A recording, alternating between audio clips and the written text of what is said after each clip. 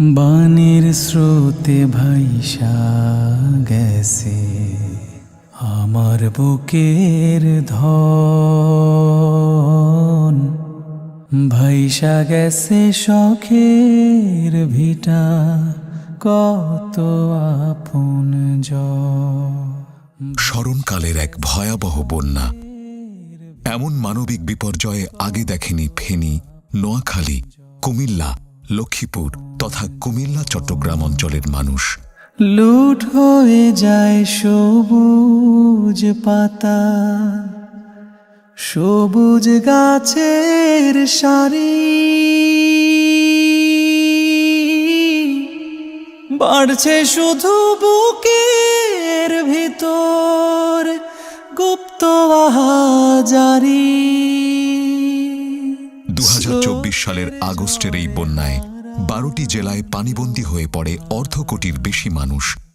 পথঘাট ডুবে থাকায় সারা দেশ থেকে কার্যত বিচ্ছিন্ন হয়ে পড়ে প্লাবিত জেলাগুলো।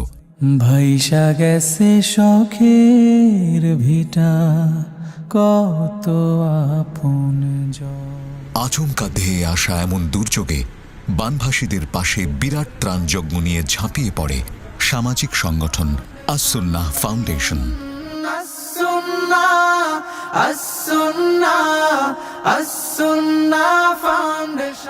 ত্রাণ ও পুনর্বাসন কার্যক্রমে 100 কোটি টাকার বেশি বন্দোবস্ত করার মাধ্যমে মানবিক সহায়তার ইতিহাসে রচনা করে এক নতুন মাইল ফলক। আর এই কার্যক্রমে শ্রম দিয়ে যুক্ত হয়েছেন হাজার হাজার মানুষ।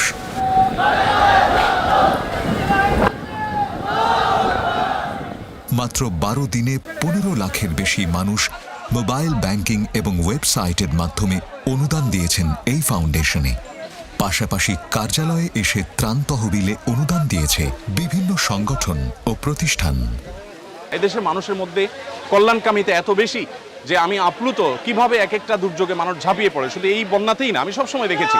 তো এই আস্থাটাকে ধরে রাখার জন্য আমাদের সবারই চেষ্টা করতে হবে। ঢাকার সাতারকুলে মাদ্রাসাতুস সুন্নাহর বিশাল মাঠে 12 দিন ধরে চলে ত্রাণ প্যাকেজিং।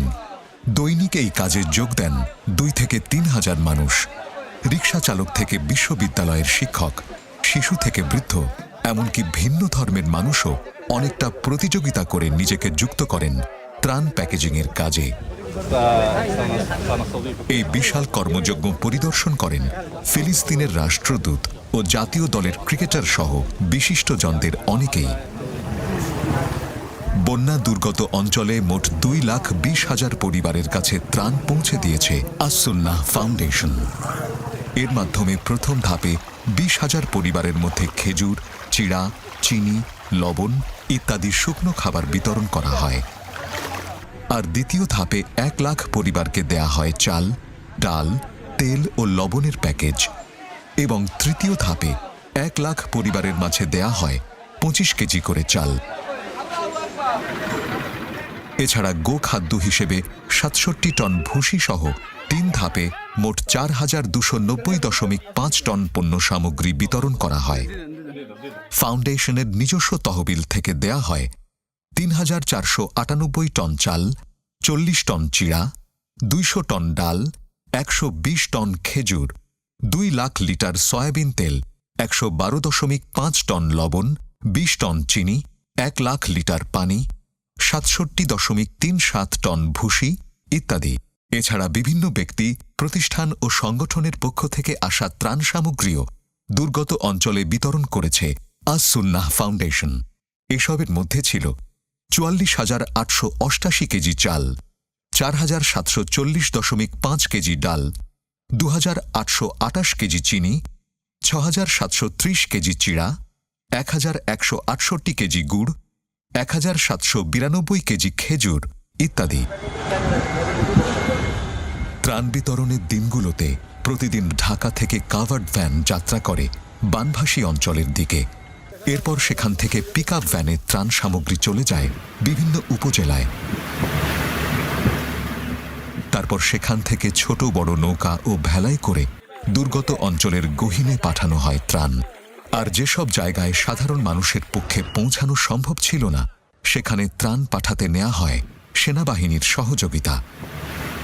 ত্রাণ বিতরণে বিভিন্ন ধর্মাবলম্বীদের প্রতি আস-সুন্নাহ ফাউন্ডেশনের ছিল বিশেষ মনোযোগ। মন্দির ও আশ্রমগুলোতে পৌঁছে দেয়া হয়েছে ত্রাণের প্যাকেট।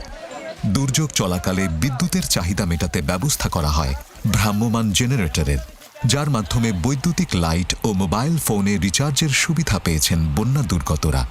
পাশাপাশি বাড়ি বাড়ি ঘুরে জেনারেটরের মাধ্যমে অনেকের পানির ট্যাঙ্ক পূর্ণ করে দেয়া হয়েছে। ত্রাণ কার্যক্রম তত্ত্বাবধানে দুর্গত অঞ্চলে অবস্থান করে আস-সুন্নাহ ফাউন্ডেশনের কয়েকশো টিম। বন্যা পরিস্থিতির উন্নতি হওয়ায় দুর্গত অঞ্চলে শুরু হয়েছে পুনর্বাসনের কাজ। ঘরহারা ৫,০০০ পরিবারকে তৈরি করে দেয়া হচ্ছে নতুন ঘর। এছাড়া ক্ষতিগ্রস্ত কৃষক ও ক্ষুদ্র ব্যবসায়ীদেরকে দেয়া হচ্ছে নগদ অর্থ সহায়তা। সেই সঙ্গে দুর্যোগে পিছিয়ে পড়া শিক্ষার্থীদের জন্যও চলমান রয়েছে বিশেষ কার্যক্রম। বন্যার পর এখনও বিদ্যুৎ সরবরাহ নিশ্চিত হয়নি এমন এলাকার ৭০টি পরিবারের মাঝে পরীক্ষামূলকভাবে বিতরণ করা হয়েছে সৌর বিদ্যুৎ, সোলার। এবারের বন্যায় ত্রাণ ও পুনর্বাসন কার্যক্রমে বিশেষ বাজেট নির্ধারণ করে আস-সুন্নাহ ফাউন্ডেশন। এর মধ্যে ত্রাণ বাবদ ৩০ কোটি, ঘর নির্মাণে ৩০ কোটি, ক্ষতিগ্রস্ত কৃষক ও ক্ষুদ্র ব্যবসায়ীদের পুনর্বাসনে ৩০ কোটি এবং দুর্যোগে পিছিয়ে পড়া শিক্ষার্থীদের জন্য ২০ কোটি টাকা ব্যয়ের সিদ্ধান্ত নেওয়া হয়েছে। বছর শেষে ফাউন্ডেশনের আয় ব্যয় অডিট করা হবে দেশের নামকরা অডিট ফার্মের মাধ্যমে। প্রোডাক্টগুলো আমরা কিনেছি, তেল কত টাকা কত পয়সা লিটার, ডাল কত টাকা, কোন প্রোডাক্টটা কোন কোয়ালিটির কিনেছি, এই ডিটেল আমরা সোশ্যাল মিডিয়াতে দিয়ে দিই। বিশেষ করে মার্কেটের যে রেট আছে এর চেয়ে কমে কেনা কতটা সম্ভব সেটা একরকম চ্যালেঞ্জের মতো ব্যাপার, আমরা সেটা কাজটা কিন্তু করি। এর আগেও ২০২২ সালে বৃহত্তর সিলেটের ভয়াবহ বন্যায় প্রায় ১৮ কোটি টাকার ত্রাণ ও পুনর্বাসন কার্যক্রম পরিচালনা করে আস-সুন্নাহ ফাউন্ডেশন।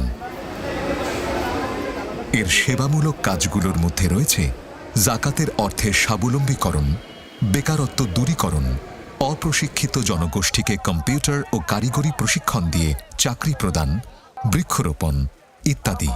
নিয়মিত কাজের পাশাপাশি যে কোনো দুর্যোগে আপন শক্তি নিয়ে ঝাঁপিয়ে পড়ে আস-সুন্নাহ ফাউন্ডেশন।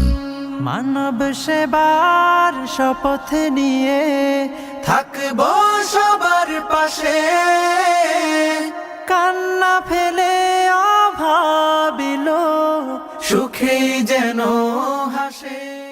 যারা এই মানবিক কাজে অর্থ ও শ্রম দিয়ে সহায়তা করেছেন, আল্লাহ প্রত্যেকের প্রচেষ্টাকে কবুল করুন, আমিন। আস-সুন্নাহ ফাউন্ডেশন সম্পর্কে বিস্তারিত জানতে ভিজিট করুন www.assunnahfoundation.org। আস-সুন্নাহ ফাউন্ডেশন, উম্মার স্বার্থে, সুন্নাহর সাথে।